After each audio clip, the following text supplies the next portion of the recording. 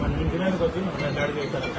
మా మీద దాడికి కారణం ప్రభుత్వ సోదరులు జగన్లో ఏదైనా అయినా కానీ వాళ్ళిద్దరే కారణం.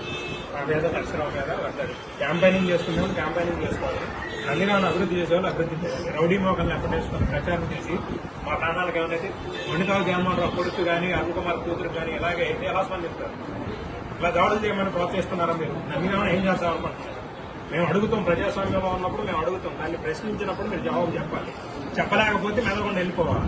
రౌడీ మోకల్ని, అల్లరి మోకల్ని, వారం మోకల్ని వేసుకొని మా ప్రాణాల మీదకి తెస్తారా మీరు? నా ప్రాణానికి ఏ హాని జరిగినా, మా బ్రదర్ నల్లా నరసరావు ప్రాణానికి ఏ ఆపద జరిగినా మొండితోట సోదరులే కారణం. జగన్మోహన్ రావు, అరుణ్ కుమారే కారణం.